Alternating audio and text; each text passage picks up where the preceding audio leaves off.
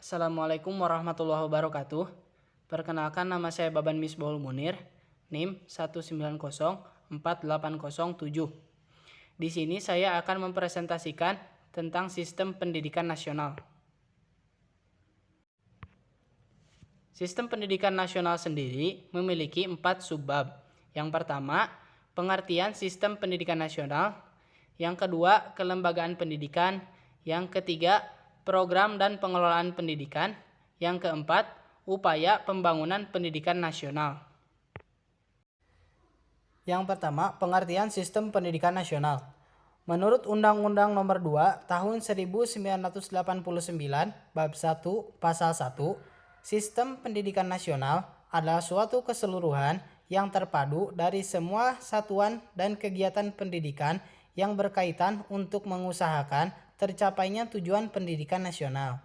Adapun tujuan pendidikan nasional, menurut Undang-Undang Nomor 20 Tahun 2003, sistem pendidikan nasional harus mampu menjamin pemerataan kesempatan pendidikan, peningkatan mutu, serta relevasi dan efisiensi manajemen pendidikan untuk menghadapi tantangan sesuai dengan tuntutan perubahan kehidupan lokal, nasional, dan global, sehingga perlu dilakukan pembaharuan pendidikan secara terencana, terarah, dan berkesinambungan. Yang kedua adalah kelembagaan pendidikan. Lembaga pendidikan di Indonesia dalam undang-undang bisa kita klasifikasikan menjadi 2 kelompok, yaitu sekolah dan luar sekolah. Selanjutnya, pembagian ini lebih rincinya dibagi menjadi 3 bentuk.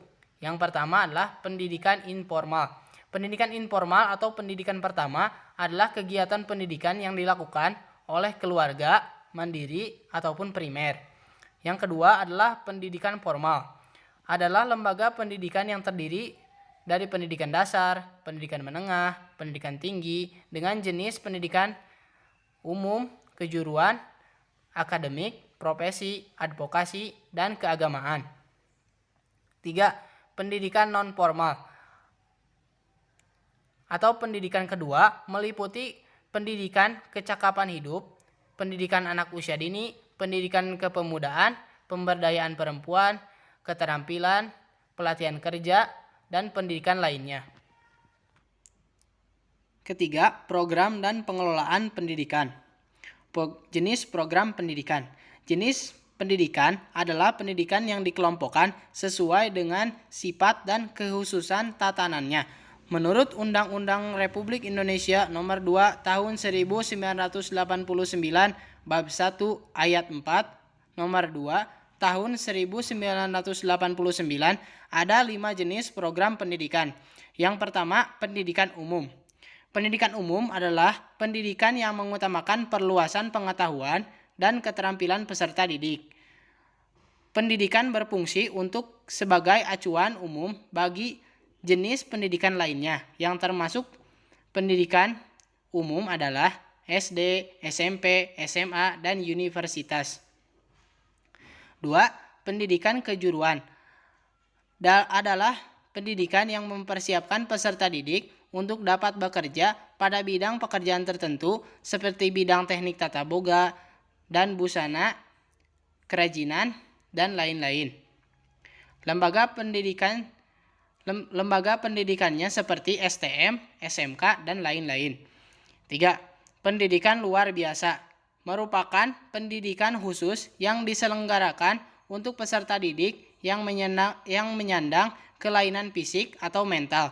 Yang termasuk pendidikan luar biasa adalah SDLB untuk jenjang dasar dan PLB untuk jenjang pendidikan menengah. Yang keempat, pendidikan kedinasan merupakan pendidikan khusus yang diselenggarakan untuk meningkatkan kemampuan pemerintahan non-departemen. Contoh lembaga pendidikannya seperti STAN, STIN, dan lain-lain. 5. Pendidikan keagamaan merupakan pendidikan khusus yang mempersiapkan peserta didik dalam melaksanakan peranan yang khusus dalam pengetahuan ajaran agama, yang terdiri dari tingkatan pendidikan dasar, menengah, dan tinggi.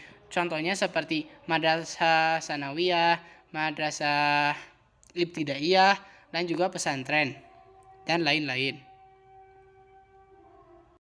Pengelolaan pendidikan. Pengelolaan pendidikan adalah pengaturan kewenangan dalam penyelenggaraan sistem pendidikan nasional oleh pemerintah agar proses pendidikan dapat berlangsung sesuai dengan tujuan pendidikan nasional. Terdapat beberapa fungsi pengelolaan itu sendiri, diantaranya adalah sebagai berikut. Yang pertama adalah perancangan. Perancangan adalah penentuan serangkaian tindakan untuk mencapai suatu hasil yang diinginkan. Yang kedua adalah pengorganisasian. Organisasi adalah dua orang atau lebih yang bekerja sama dalam cara yang terstruktur untuk mencapai sasaran spesifik atau sejumlah sasaran tertentu. 3. Pengarahan. Pengarahan adalah fungsi pengelolaan yang berhubungan dengan usaha pemberian bimbingan, saran, perintah-perintah, atau instruksi kepada bawahan dalam melaksanakan tugas masing-masing agar tugas dapat dilaksanakan dengan baik dan benar-benar tertuju pada tujuan yang telah ditetapkan semula. 4. Pengawasan adalah fungsi pengelolaan yang berhubungan dengan usaha pemantauan kinerja agar supaya kinerja tersebut terarah dan tidak melenceng dari aturan yang sudah ditetapkan. Pemantauan berfungsi sebagai media agar kinerja tersebut terarah dan tersampaikan secara tepat. 5. Pengembangan. Pengembangan adalah fungsi pengelolaan yang harus dijadikan tolak ukur keberhasilan suatu pengelolaan. Dengan adanya pengembangan pengelolaan akan berjalan dan melebihi target yang telah diperoleh atau ditetapkan. Upaya pembangunan pendidikan nasional. Ada beberapa upaya yang bisa dilakukan dalam rangka membangun pendidikan nasional. Yang pertama, ketersediaan anggaran. Ketersediaan anggaran yang memadai dalam penyelenggaraan pendidikan sangat mempengaruhi keberlangsungan penyelenggaraan tersebut. Jika misalkan ketersediaan anggaran dalam penyelenggaraan pendidikan kurang ataupun tersendat, maka program yang telah dilaksanakan oleh pemerintah akan menjadi tersendat dan tidak akan bisa berkembang. Hal ini dapat menyebabkan penurunan kualitas belajar siswa yang ada di sekolah. Jumlah dan kualitas sarana dan prasarana. Dalam hal ini adalah jumlah dan kualitas buku harus memadai. Ketersediaan buku yang berkualitas merupakan salah satu prasarana pendidikan yang sangat penting dibutuhkan untuk menunjang keberhasilan proses pendidikan, di mana berimplikasi terhadap kemajuan dunia pendidikan nasional.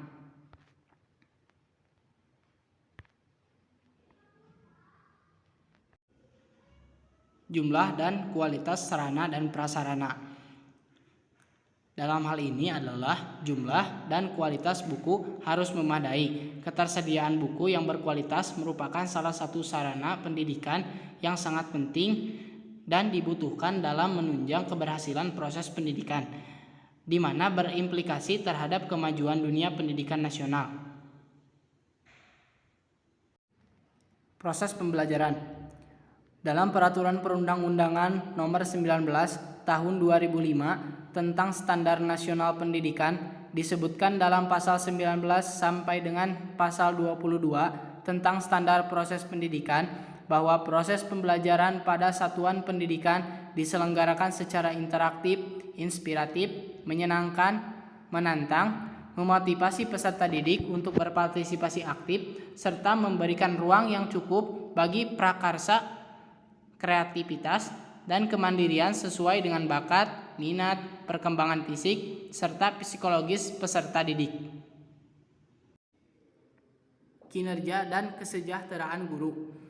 Berdasarkan Undang-Undang Nomor 14 Tahun 2005 tentang guru dan dosen, pasal 14 sampai dengan pasal 16 menyebutkan tentang hak dan kewajiban. Di antaranya bahwa hak guru dalam memperoleh penghasilan adalah di atas kebutuhan hidup minimum dan dijamin kesejahteraan sosialnya. Namun pada kenyataannya masih banyak sekali guru-guru di Indonesia yang masih berstatus honorer dan mendapatkan gaji yang tidak sesuai dengan apa yang telah ia kerjakan. Hal ini dapat mempengaruhi kualitas mengajar guru yang berakibat pada menurunnya kualitas belajar para siswa. Otomatis ini dapat mengganggu pembangunan pendidikan nasional. Ketersediaan aksesibilitas. Sebagai contoh, kita akan mengambil program wajib belajar 9 tahun. Program ini dapat berjalan dengan baik apabila didukung dengan sarana dan prasarana yang mumpuni. Dalam hal ini adalah bangunan-bangunan sekolah. Jika sekolah-sekolah di Indonesia tidak dapat menampung siswa-siswi dari berbagai penjuru Indonesia, maka akan terjadi ketidakseimbangan antara sarana prasarana dengan jumlah murid yang ada. Tentu hal ini dapat menghambat proses belajar mengajar dan juga menghambat pembangunan pendidikan nasional.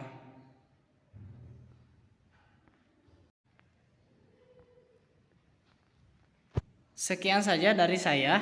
Mohon maaf apabila ada kesalahan dalam pengucapan ataupun dalam penyampaiannya. Wassalamualaikum warahmatullahi wabarakatuh.